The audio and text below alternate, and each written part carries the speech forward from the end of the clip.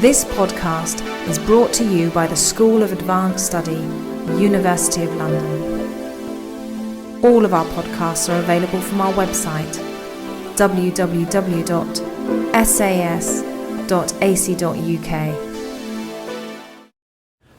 Now, we are now going to the proxy session, as it were, where Paul's paper on decisive struggle in the Cold War, JFK, India, and the containment of communist China is going to be read to us. Thank you very much, John. The focus of my paper today centres upon the foreign policy of JFK in the Indian subcontinent, and more specifically, the importance which Kennedy attached to India as a bulwark against the expansion of Chinese communist influence in Asia. After touching briefly upon the intellectual and political background to Kennedy's pre-presidential association with the subcontinent, the paper turns to address three pillars of the Kennedy administration strategy to transform India into Asia's dominant nation state, namely the provision of unprecedented levels of American economic aid, generous political support, and military assistance. Kennedy's willingness to expend substantial amounts of American political and economic capital in a bid to underwrite India's primacy in a largely illusory competition with China for Asian hegemony has hitherto been represented by historians and political commentators as rash, misguided, and ill-conceived.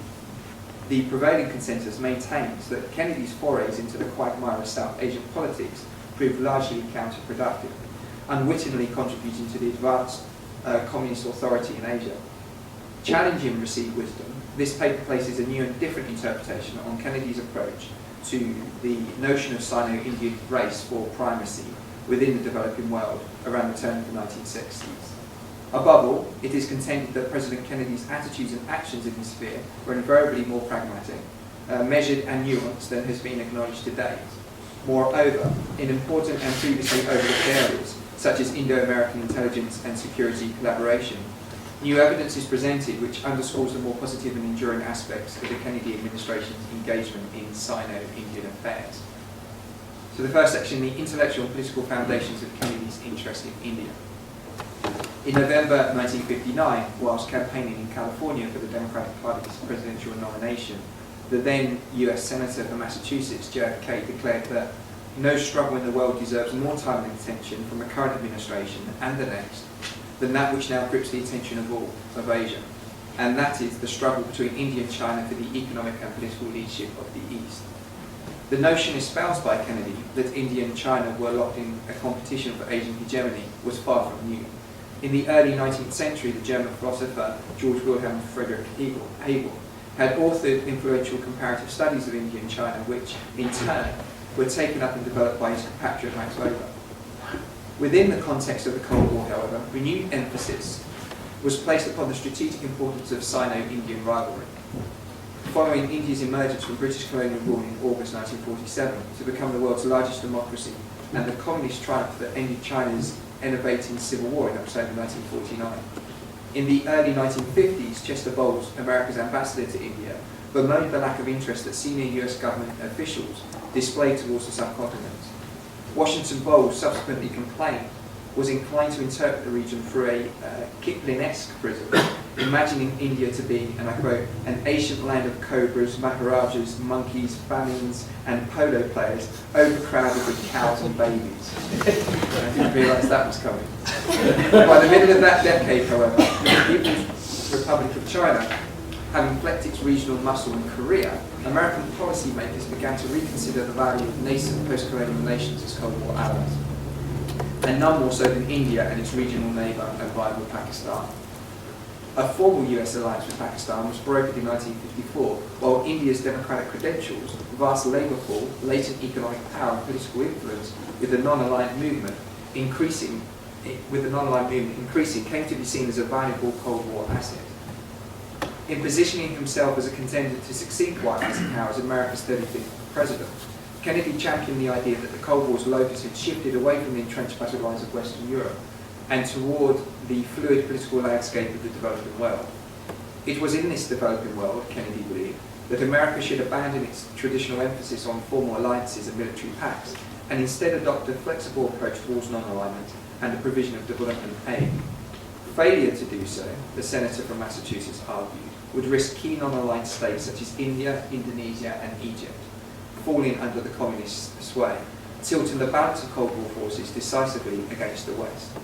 To Republican Party's discomfort, alongside charges that the Eisenhower administration had abandoned Cuba to communism and surrendered the US nuclear advantage to the Soviet Union, Kennedy was able to point to the fact that in the state of Kerala in southern India, the world's first democratically elected communist government had taken office in 1957.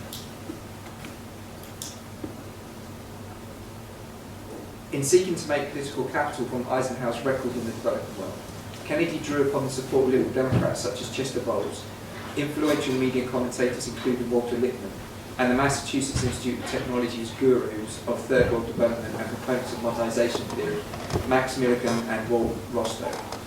Rostow had come to public prominence in 1960 with the publication of his Assault on Marxist Economic Theory, The Stages of Economic Growth, a Non-Communist Manifesto, outlining 5 stages of growth through which all economies passed. Rostow's book argued that it was incumbent upon the US and other Western nations experiencing an age of mass consumption to assist less developed countries such as India to achieve economic takeoff.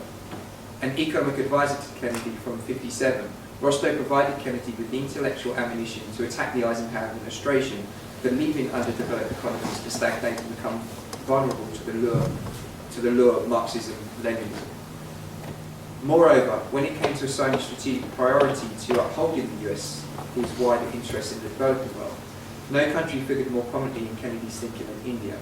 Kennedy looked upon the preservation of a strong and democratic India as a prerequisite for the containment of communism across Asia. In Kennedy's estimation, a contest between India and the People's Republic of China to become Asia's dominant power was both real and represented nothing less than the decisive struggle in the Cold War. With the PRC outpacing India in steel production, industrial capacity, literacy rates and domestic consumption, Kennedy feared that a failure to contain communist China would leave subsequent generations of Americans facing an apocalyptic future. Looking forward into the 1970s, he speculated that, left unchecked, the People's Republic of China with 700 million citizens, nuclear weapon, a Stalinist internal regime, and an expansionist outlook will pose the greatest threat to global peace and security since the end of the Second World War. Second part, modernizing India. Having made the call for a program of expanded American financial assistance to India, a key foreign policy plank in his bid for the White House, Kennedy was able to draw upon a notable personal success in his presidential campaign. In the spring of '58, in conjunction with John Cooper, Republican Senator for Kentucky and one-time US Ambassador to India, Kennedy steered the Kennedy-Cooper resolution through the Senate. The resolution, which provided India with $150 million in exchange credits with the Export-Import Bank and a further $75 million from a newly established overseas loan, helped to cement Kennedy's reputation as a leading advocate of third world development. Once in the Oval Office, Kennedy moved swiftly to inject additional substance into his rhetoric on Indian developmental aid. In his administration's first foreign aid budget for the fiscal year 1962, India was allocated an unprecedented $500 million in economic assistance. The remainder of the developing world was left to make do with less than half this figure. Eager for other Western countries to follow his administration's example, Kennedy applied political pressure on America's allies to supply India with similarly generous amounts of developmental aid. In April ⁰61, at an international aid meeting in Washington, sponsored by the International Bank for Reconstruction and Development, US officials cajoled a consortium of countries, including Britain, West Germany and Japan, to match an American commitment to pump $1 billion into the first 2 years of India's third 5-year plan, '61 to '66. Unsurprisingly, Kennedy's success in securing greater international economic assistance for India was well received in New Delhi. Writing to Kennedy in the aftermath of the aid consortium meeting, India's Prime Minister Nehru expressed his deep gratitude for the goodwill and general assistance of the US.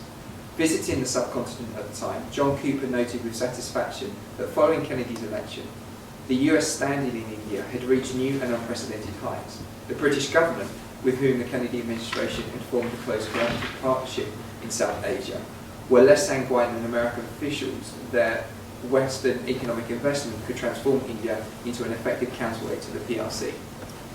In the opinion of the British Foreign Office, having absorbed absorbed in comparable, more external aid than China with little impact on its economic performance.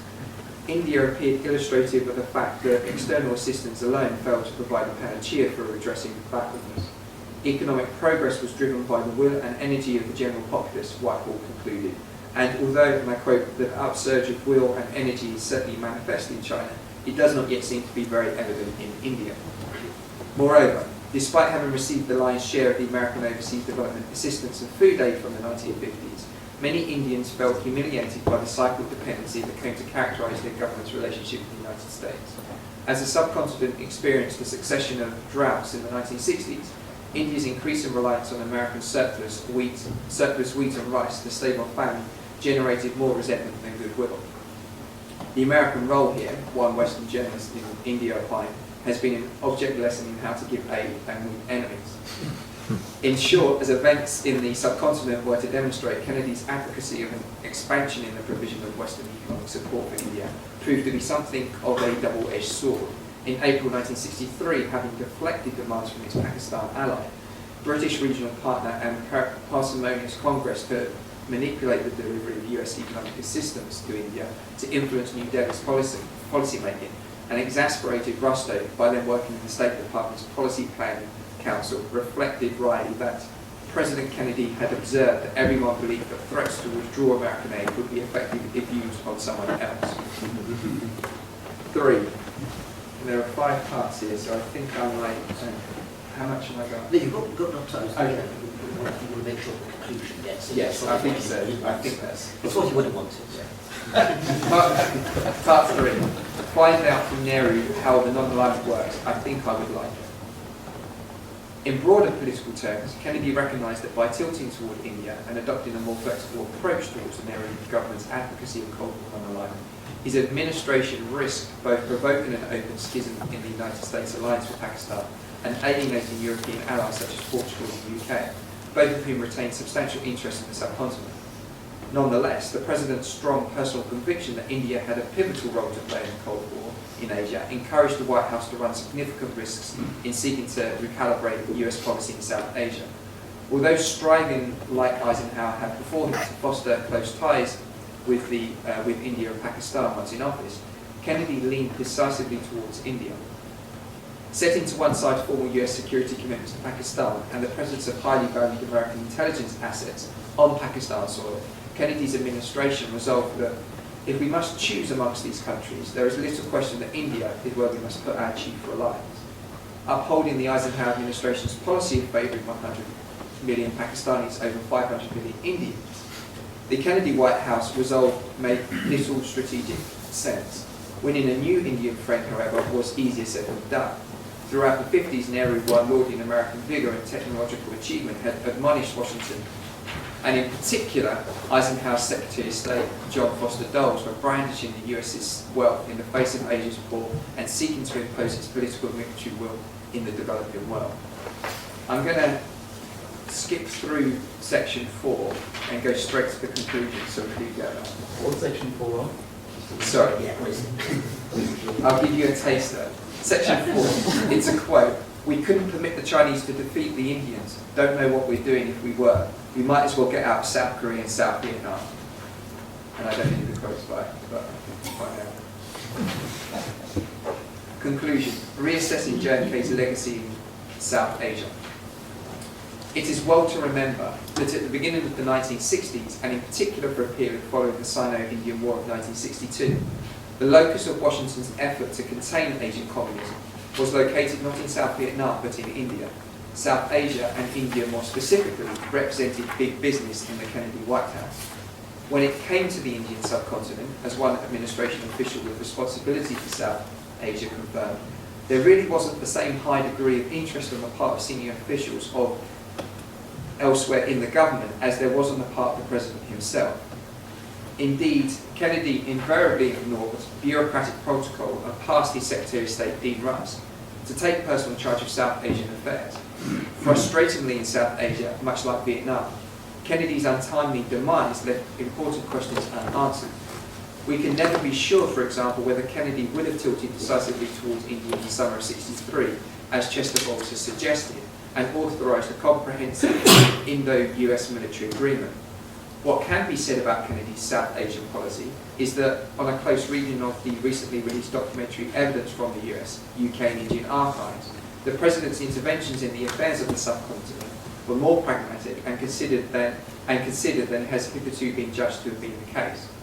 Kennedy and his administration have been charged by detractors with adopting hubristic, testosterone-driven and culturally insensitive forays into the complex web of South Asian politics. Kennedy regional policy, his critics have argued, took scant heed of the potent political, ethnic, communal, religious and cultural forces within the subcontinent and largely ignored the power of local agency. To one Pakistan government official at the time, it appeared that Washington had been taken over by a clique of Harvard intellectuals who were pro-Indian, pro-neutralist, starry-eyed, naive and largely out of touch with reality.